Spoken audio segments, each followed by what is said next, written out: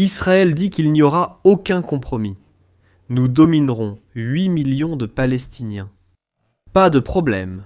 Et c'est pourquoi le régime a été qualifié de régime d'apartheid, parce qu'Israël, en particulier Netanyahou, le Premier ministre et son cabinet radical, disent « Non, ceci est à nous, nous le gardons pour toujours ». Et ils pensent qu'ils ont les États-Unis dans leur poche, que les États-Unis font tout ce qu'ils disent. Les gens aux États-Unis devraient comprendre que Netanyahou a probablement été la principale cause de ces guerres désastreuses dans lesquelles les États-Unis se sont engagés au cours des 20 dernières années.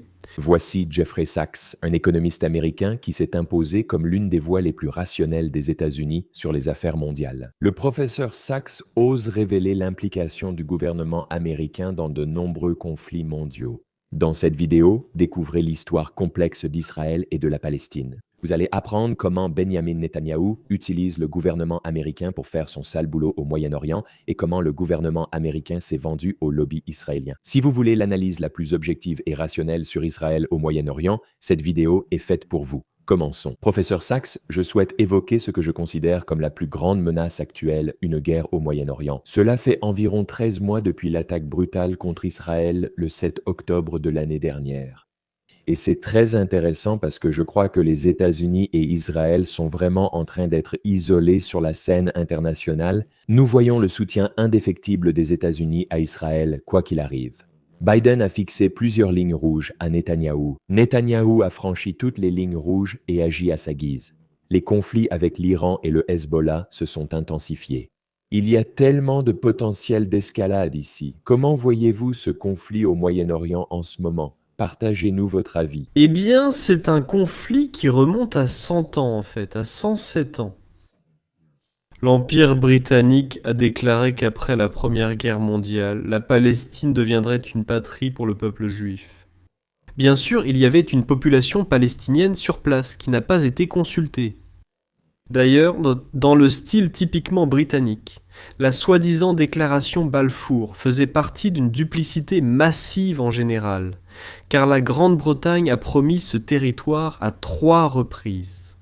Une fois comme foyer national juif, elle l'a promis au shérif du Hedjaz pour que les Arabes en prennent le contrôle. Pour ceux d'entre vous qui ont vu Laurence d'Arabie, ce merveilleux film d'il y a des décennies, c'était cet épisode-là. On avait promis aux Arabes, ce sera votre terre. Eh bien, c'était de la duplicité. Et il y avait une 3e promesse appelée les accords Sykes-Picot, où les Britanniques disaient que les Britanniques et les Français allaient se partager la terre. Eh bien, cela signifiait que déjà il y a un siècle, les ennuis commençaient. À qui appartient cette terre ? En 1947, lorsque la population palestinienne représentait environ les 2/3 de la population, la population juive à ce moment-là représentait environ 1/3 de la population, ce qui était bien plus élevé qu'au début. La population juive s'est vue proposer par l'ONU un plan leur attribuant 56% de la superficie des terres, et les Arabes recevraient 44%. Les Palestiniens ont dit « Ce n'est pas juste. Pourquoi devrions-nous diviser cela ? Nous sommes majoritaires.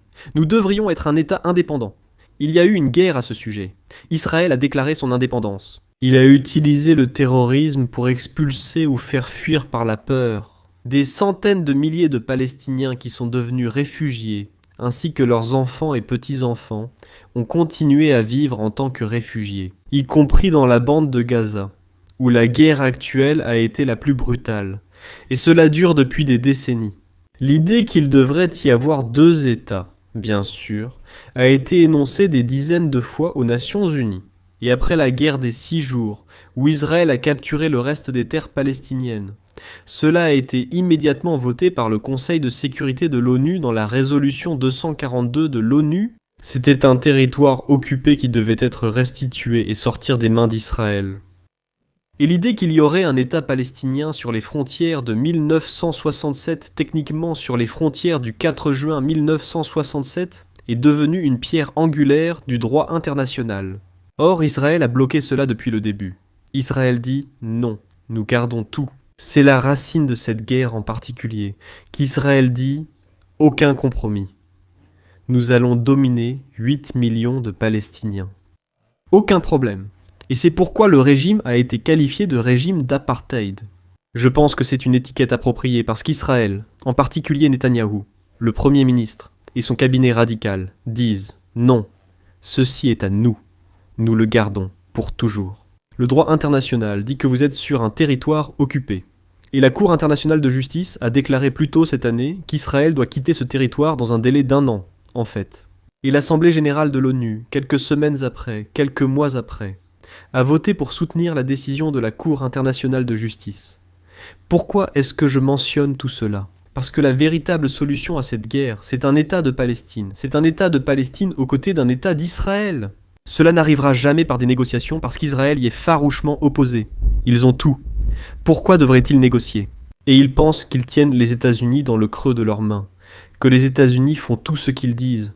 Et jusqu'à présent, les États-Unis ont fait tout ce qu'ils disent.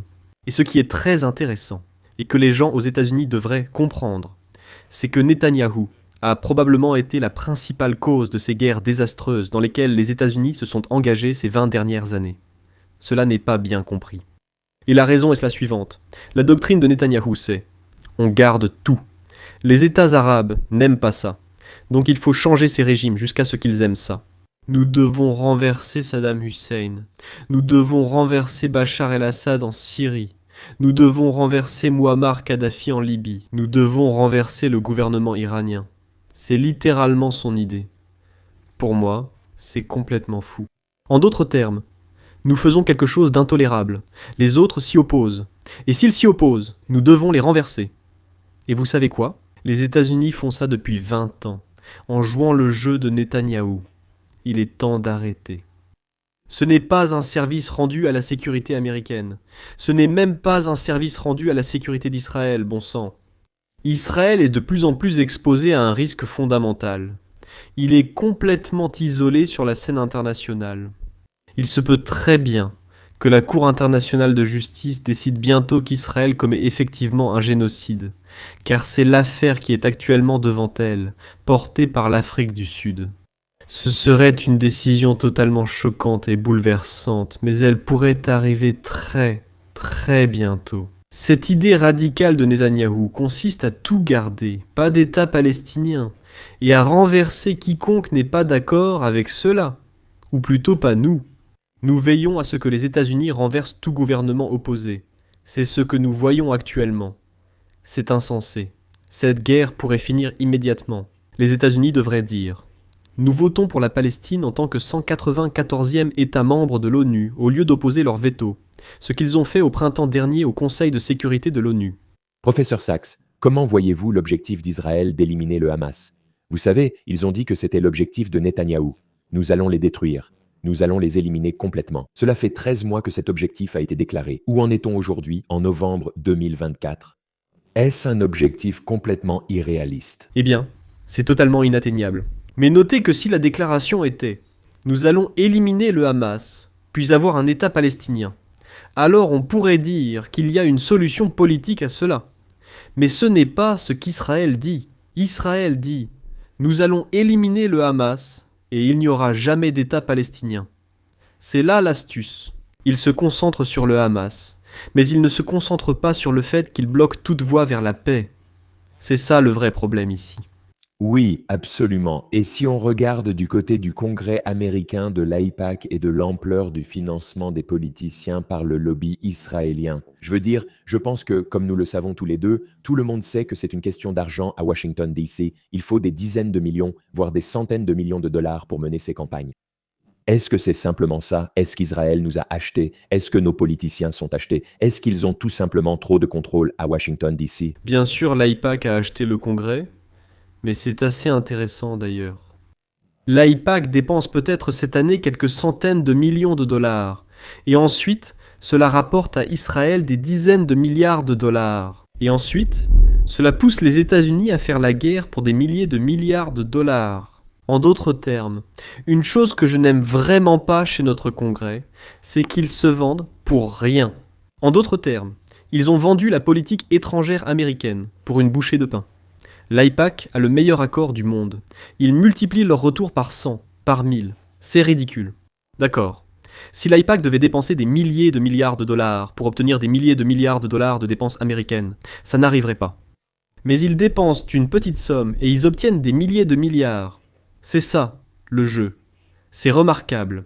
Je ne comprends vraiment pas pourquoi ces membres du Congrès fixent un prix aussi bas pour vendre la politique étrangère américaine. C'est une bonne remarque. Je veux dire, c'est le meilleur retour sur investissement que j'ai jamais entendu. Dépenser quelques centaines de millions et récupérer des milliers de milliards en retour. Ça montre bien l'état déplorable et la corruption du système politique aux États-Unis. Le professeur Sachs mentionne un fait incroyable jamais relayé par les médias traditionnels. Nos politiciens américains ont bradé notre gouvernement pour une bouchée de pain et le citoyen américain moyen n'a aucun contrôle, aucun mot à dire et aucune réelle chance d'influencer la corruption à Washington qui va tout simplement à l'encontre des intérêts de l'Amérique. Encore une fois, cet extrait n'apparaît pas dans les médias traditionnels. Voici pourtant une autre personnalité éminente, l'ancien président Jimmy Carter, qui a aussi exprimé ses inquiétudes pour le peuple palestinien et affirmé que les actions d'Israël doivent changer. Ce qui est fait aux Palestiniens actuellement dans leur propre territoire par les puissances occupantes, c'est-à-dire Israël, est horrible. Ils ont retiré tous les droits humains fondamentaux aux Palestiniens, comme cela a été fait en Afrique du Sud contre les Noirs.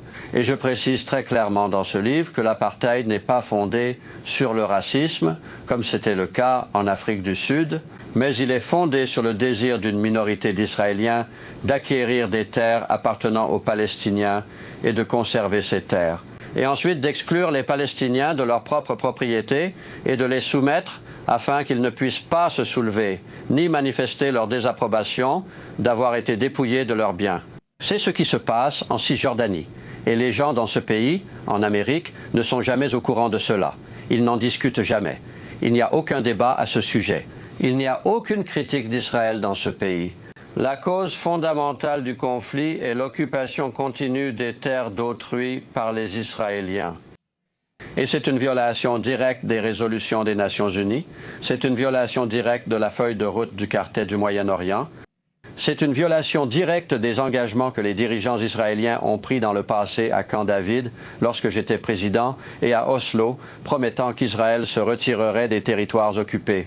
Ils ont échoué. Alors que nous arrivons à la conclusion de la vidéo d'aujourd'hui, je veux que vous vous souveniez d'un fait simple. L'occupation illégale par Israël des terres palestiniennes, sa politique d'apartheid continue sur des millions de Palestiniens et sa violence extrême pour défendre cette politique mettent toutes en péril la survie d'Israël. Personne ne remet en question le droit d'Israël à exister. Israël est déjà un État indépendant reconnu officiellement par les Nations Unies. Ce conflit vise simplement à offrir au peuple palestinien la même liberté et la possibilité de choisir leur avenir. Comme vous l'avez vu au début de la vidéo d'aujourd'hui, le monde entier est uni pour donner au peuple palestinien le droit à l'autodétermination. La paix au Moyen-Orient dépend d'un changement des États-Unis et d'Israël. C'était la deuxième partie d'une série en 3 épisodes avec le professeur Sachs. Notre prochaine vidéo traitera de l'avenir des relations entre les États-Unis et la Chine et de l'impact d'une présidence Trump sur les 2 plus grandes superpuissances du monde. Si l'épisode sur Israël vous a plu, cliquez ici pour voir une analyse complète de la guerre Israël-Gaza.